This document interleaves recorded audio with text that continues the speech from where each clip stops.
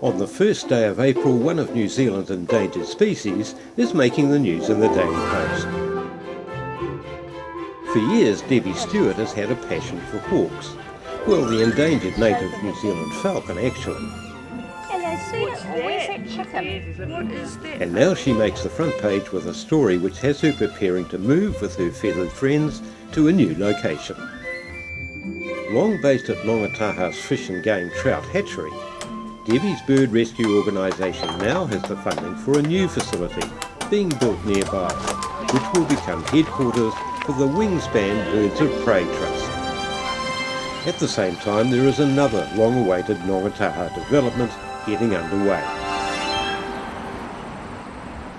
A year ago, the Rongataha community was invited to provide input towards District Council plans to carry out a major revamp of the village streetscape. This would bring it up to the same standard of Rotorua's 1990 CBD upgrade. After months of planning and consultation, work is about to start. But already there is a whiff of dissension in the air. Where have our cobbles gone, some Rongataha locals are asking. Never mind the budgeted expenditure of $550,000. What was expected was cobbled pavements like Rotorua cities. What the village appears to be getting is more like a lot of hot mix with just an inset design of cobbles. Andy Burnett, the self-styled mayor of Rongataha, is not pleased.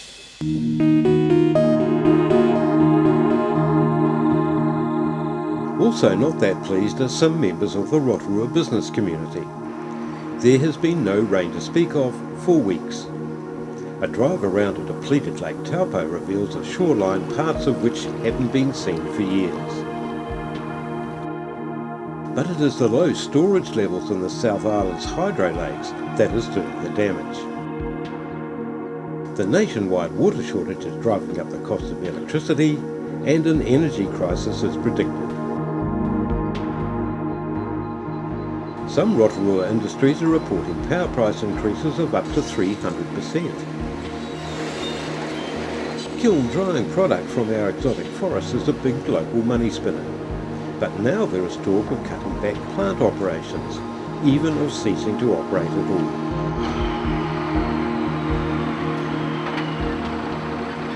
At the Waipa mill, however, they can afford to be blasé about the price of power. Here they have long enjoyed a setup whereby the mill generates its own energy requirements by burning waste, and even contributing a surplus to the national grid at an even tidier profit in the present circumstances.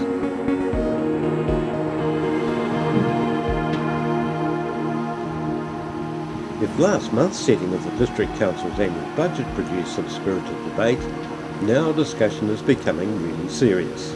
The Finance and Strategic Planning Committee have recommended a change to the differential rating system.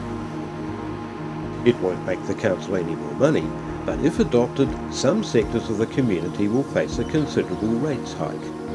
Urban and rural ratepayers will pay more, while city businesses will get a reduction. It's a proposal which is dividing the council. At the heart of the debate is, on one side, those who are wanting to support local economic development by siding with the business community. Opposing them are an equal number who want the present rating system to remain in place for a further year. The Daily Post describes the public gallery as packed and the debate as fiery. It's a very good gauge of something that is going to be controversial. If it's causing controversy amongst the elected councillors, imagine what it's doing to those they represent.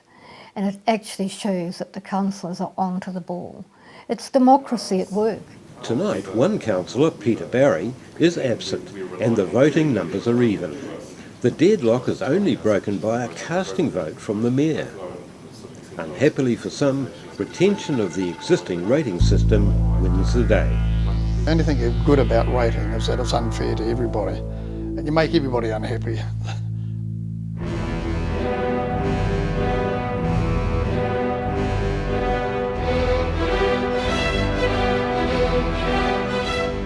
At the Regional Council, they've been doing some planning of their own, as hearings get underway for a proposed regional land and water plan. Among the rules EBOP wants to introduce to govern land use activities in the region is the controversial Rule 11, a regulation that will force those in lake catchment areas to apply for a resource consent, especially where new land use is involved. Affected will be almost a fifth of all farming in the district. Together with forestry and related industries, the imposition of the rule would impact a quarter of the region's economic activity. But then again, EBOP counters, what economic value do you put on having unpolluted water?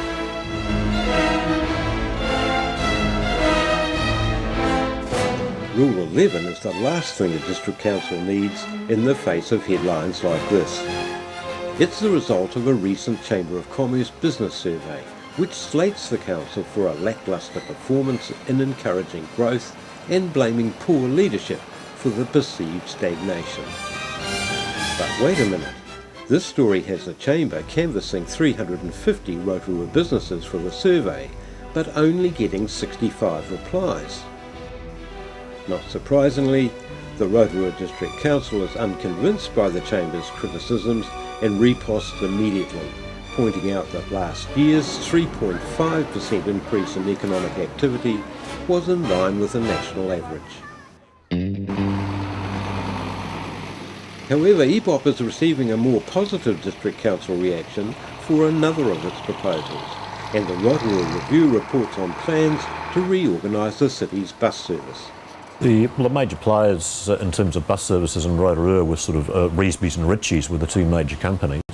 The issues regarding the service which was in place up to that time for local users were there weren't enough routes, and the routes which were in place, it took too long to get from A to B. I think from argument's sake it may have taken up to 40 minutes to get from Nongataha to Rotorua and vice versa, which for a user is a little too long. There's still plenty of planning ahead before Rotorua's new bus service gets cracking next year when existing transport contracts expire. The perception that Rotorua is falling behind economically is reinforced on the second weekend of April with Super 12 rugby. It's the Chiefs versus the Waratahs. But what's this? The game isn't being played at Rotorua's International Stadium or at Tauranga's Domain. In what is hoped will be a new era for Bay Rugby, the venue is the new Bay Park Stadium. It could also be the death knell for the old grounds. Up till now, Bay Park has been used as a stock car track. At the game, along with a crowd of more than 11,000, was an underwhelmed Craig Turiana, reporting for the Daily Post. It was horrible. We couldn't even see the ground. They put us in a corporate box, down which they hadn't sold, at the far end, and we were guessing as to who was scoring points and so forth. It was horrible. We had visiting media that came from around the place to watch this thing, and it was embarrassing. Despite that criticism, it's clear that spectator numbers will drive the battle of the venues, and a reminder to Rotorua of the reality of the increasing power of Tauranga's burgeoning population growth.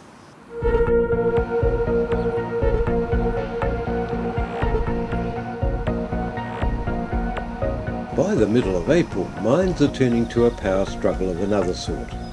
The long-range forecast for the country indicates continuing dry weather. The southern lakes are holding only 65% of capacity. Lake Taupo's level is becoming marginal. Saving power is now becoming a matter of urgency. New Zealand had a power shortage, not Rotorua, and there was a sort of a good faith commitment expected of everybody. In private sector, industry, all expected to do something. The warning that the possibility of staggered power cuts may only be a matter of weeks away gets the District Council's attention. We were just told to play our part and make sure we took a responsible stance on this whole issue, but we weren't given any instructions by anybody. We were just, and we wanted to join in too. We wanted to join in to be part of the savings because we thought, New Zealand's in a bit of a critical situation here, and so we wanted to do our share.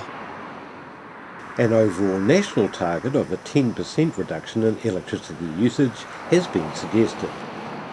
Rotorua aims to decrease its power demands by 5%, despite the advent of Easter, one of Rotorua's busiest times of the year. The Daily Post reports the usual race for beds and reveals no businesses flouting the holiday trading restrictions. The garden centres and the craft market do a roaring trade. The Easter break has brought a small measure of respite to Rotorua's hotel industry. The impact of the SARS epidemic is starting to bite, and once again the hospitality people are reminded of how much external influences can affect local trade. There are other signs as well. At the Maori Arts and Crafts Institute, they're foregoing the customary welcoming hongi. And there's even this at one backpacker establishment as a worried owner bans a range of visitors. There have been a few worries at Skyline Skyrides as well. A major fault at the terminal has seen a normally smooth running operation grind to a halt, leaving dozens of anxious patrons dangling, and a grand photo opportunity for the Daily Post as the fire service carries out a precarious rescue.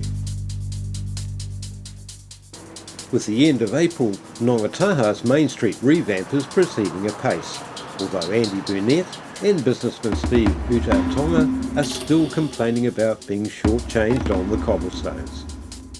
While at Okawa Bay, those with lakeside properties are now paying the price for some pretty effective PR work on their water pollution problems. Their land values have dropped 14%. As the power crisis deepens, so far Rotorua is struggling to meet the self-imposed 5% reduction in electricity usage. A campaign aimed at consumers urges power savings, and now the city's nighttime glow is being dimmed as the hours of street lighting are reduced ahead of what could be a long, cold winter.